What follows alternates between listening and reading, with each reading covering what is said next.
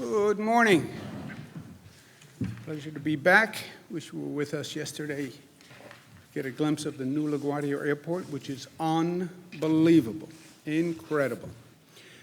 People are going to be blown away. Today is 103 in dealing with the COVID crisis, day 18 in dealing with the civil unrest after the murder of Mr. Floyd.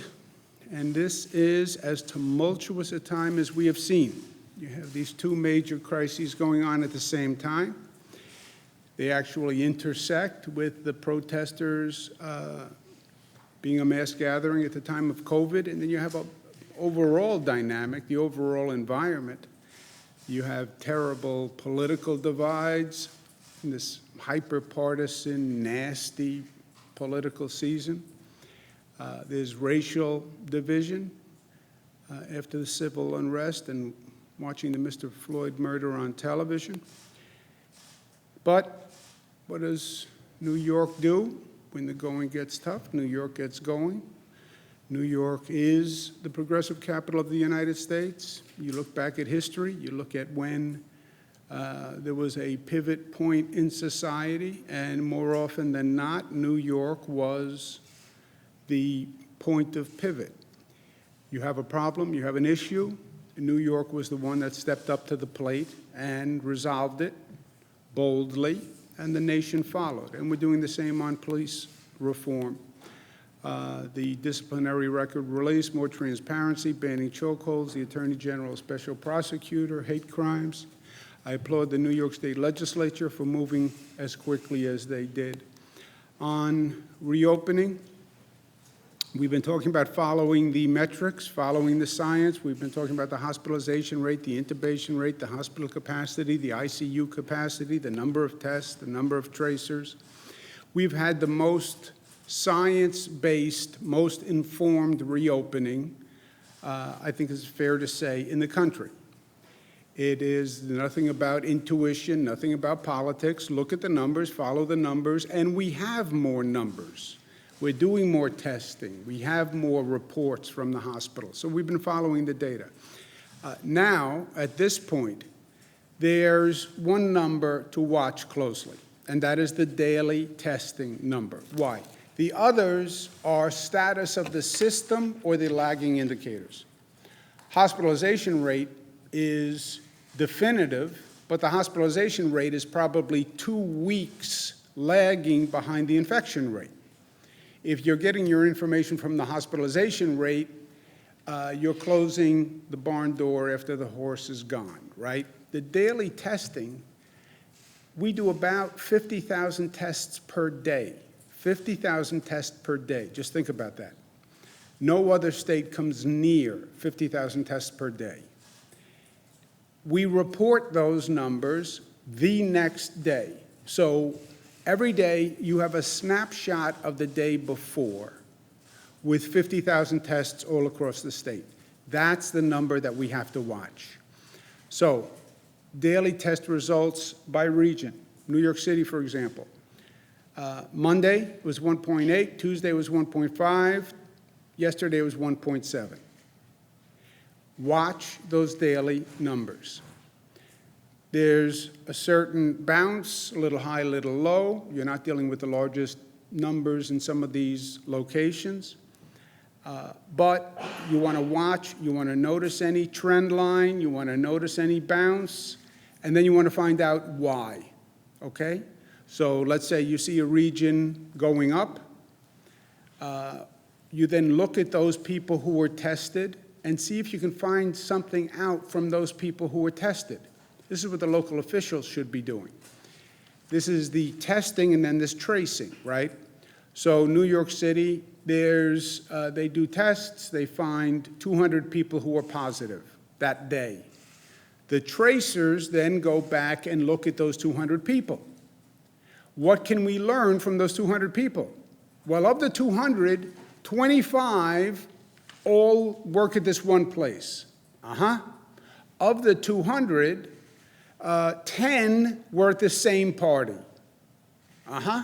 Of the 200, 13 went to this restaurant. So you look at those that test positive. But first, watch the daily numbers. You do it by region, and then you can look within the region by county. So New York City, that just reopened, that we're watching closely.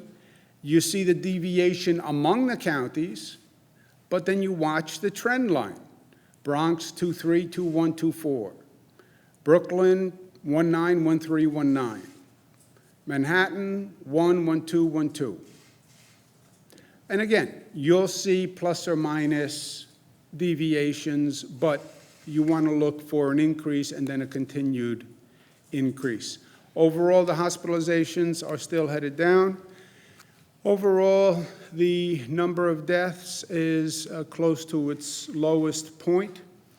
Also, on the number of deaths, when you get this low on the number of deaths, I don't know what it is really telling us anymore. This can be a question of how doctors happen to certify a cause of death. Many of these people will have comorbidities, so you could have a heart disease, you could have diabetes, you could have hypertension, you could have a respiratory illness, and COVID. What is the cause of death between cancer and COVID, right? So, but it's overall great news again. And you see the number of lives lost continuing to go down. We have 5 regions that we have reviewed all the data.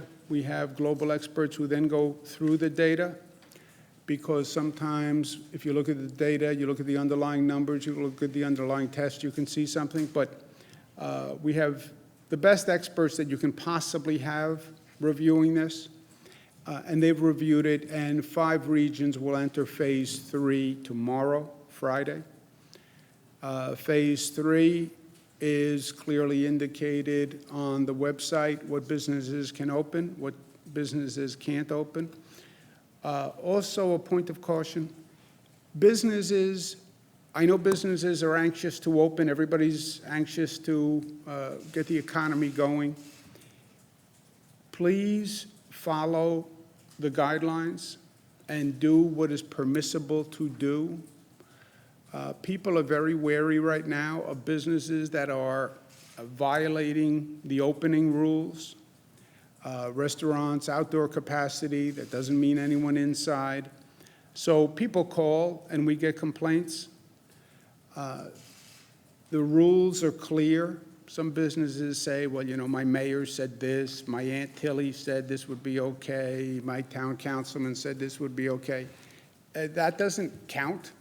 You know, follow the rules, and you can lose your liquor license, you can lose your right to operate. So this is very serious, and short-term gain isn't worth long-term pain.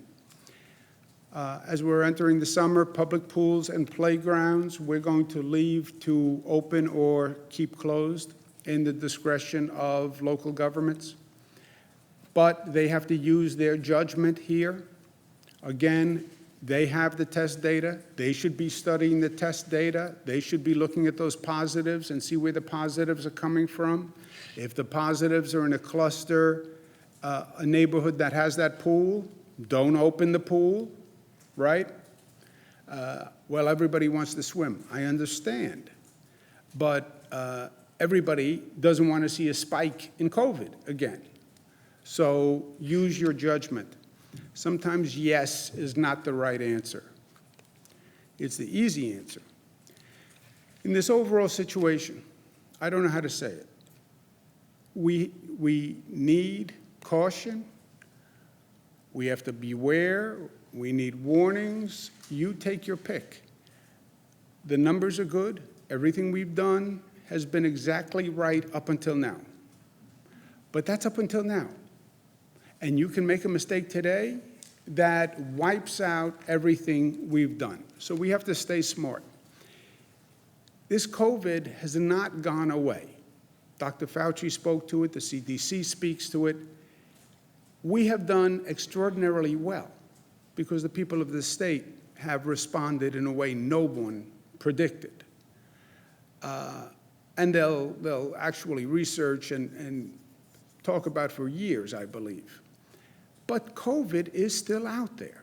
It's increasing in 21 states. 14 states, highest number ever of COVID cases. And if you look at what's going on, it tends to be after the reopening. Why? Because the reopening is the point that increases the activity. Just look what happened in these other states. California, they reopen, and then look at the increase after the reopening. And it's not one state. It is the pattern, my friends. And it is to be expected, because we brought down that number because we closed everything down. You open that valve, you increase the activity, you will see it spread. Look at Florida, May 4th, Texas, Arizona, it's the same story. We want to reopen, it's fine, it's fine, it's fine. No, it's fine until it's not fine. Kentucky, look at South Carolina. Look at North Carolina. Look at Missouri. I mean, it is all across the country. Look at Utah. Look at Arkansas. Look at Nevada. It is all across the country. We are the exception, an outrageous exception. We, so far, have the exact opposite phenomenon. We reopen, the number continues to go down. We reopen, the number continues to go down. How can that be? Because our reopening is different than their reopening. Our reopening is based on the numbers. Our reopening is phased. And because New Yorkers have been smart, and they have been diligent. And you can say reopen, not reopen. They've been informed in this state. They have been informed. They know what's going on. I run into people on the street who know things about my briefing that I forgot. Remember you said this? Remember you had this number? No, I don't remember. They remember. They are smart. They're informed. So they're protecting themselves. And they dismiss the politics. But we are the exception. To date, we're the exception. And that can change, and that can change overnight. Also, beware, because we are a more dense state, and we have more crowding. You look at some of those other states, they are rural states. They don't have large congregations. They don't have apartment buildings where everybody goes into one elevator. We have the density. We have the crowding. You start to see an increase, it's going to take off, and that's how we got here in the first place. I don't know how many other ways to say it. We also had the largest number of protesters out there, and we're still not sure what the effect of the protesters is. And that won't show up. I've asked them to get tested. We've made testing available for protesters, but that may not show up for a couple of weeks. So, caution. People have to do their part. Be smart. It is all up to you. It is all up to you. Government did nothing. I did nothing for the past 100 days. All I did was give information to people, and then people acted intelligently. That has been our success story, and that's what we have to keep doing. And that's what I've meant by being New York tough. Be smart, be united, be disciplined, be loving.